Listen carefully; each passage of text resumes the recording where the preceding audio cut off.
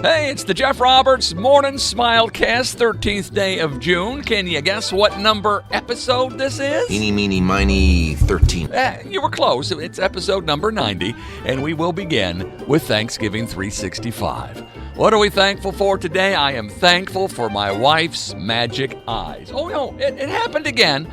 I looked, and I looked, and I looked for the cheese slicer.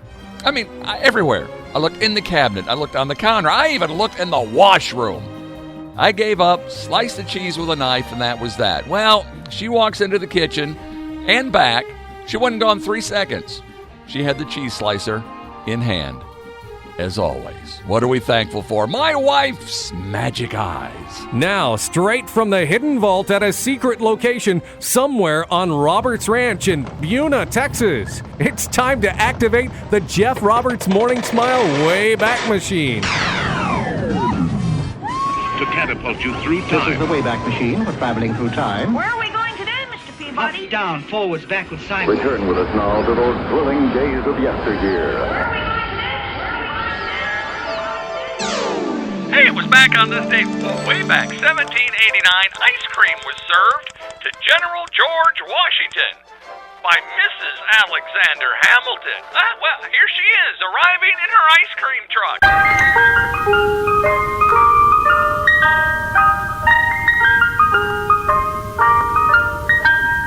Mary Wicks, born on this date in 1916, an actress.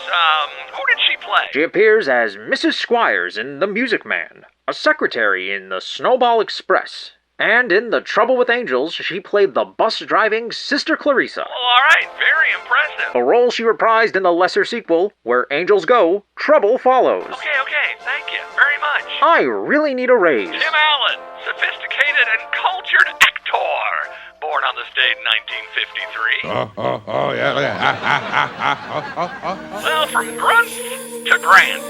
Natalie Grant, that is. She burst on the scene back in 1999 with Heavenly on the Jeff Roberts Morning Smile Wayback Machine. Natalie Grant, the song is called Heavenly. Follow the links below. We'll give you the song. Oh, and a beautiful rendition of the national anthem she did recently at a car race.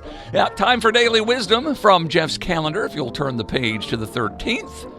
Here's what we read.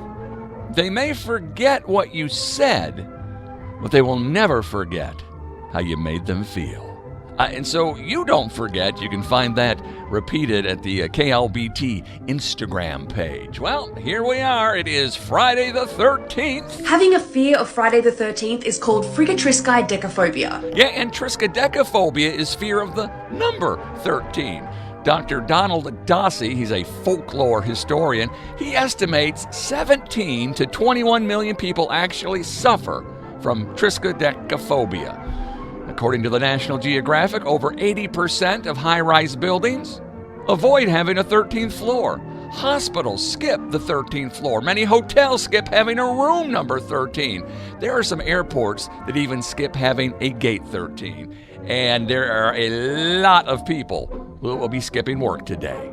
So why? Why is Friday the 13th feared? Well, nobody knows exactly when the fear of Friday the 13th began. Yeah, we don't know much about the origins. The first documented mention of the day can be found in the biography of Italian composer Gioacchino Rossini. He died on Friday the 13th. A book came out in 1907 called Friday the 13th, may have further perpetuated this superstition. Others believe it has biblical origins. Jesus crucified on a Friday, and there were 13 guests at the Last Supper. Well, listen, we do know this. All years will have at least one Friday the 13th. The good news is that there cannot be more than 3 Friday the 13ths in any given calendar year. And listen, this is fascinating. For a month to have a Friday the 13th, that month must begin on a Sunday. Should we really be worried about Friday the 13th? Probably not. It's just another day after all. Yeah, don't worry. In fact, sing. Hey, look, 13, I think you're fine. Hey, number 13, I'm glad you're mine. 13! Listen, you want to celebrate Friday the 13th? Do it with donuts. a baker's dozen. We're going to leave you with one to grow on. 1 Chronicles 16:12. Remember the wonders he has done, his miracles, and the judgments he pronounced. Get out there phobia-free today and make it the best Friday the 13th ever. We'll see you next time on the Jeff Roberts Morning Smilecast. 13 sure is swell.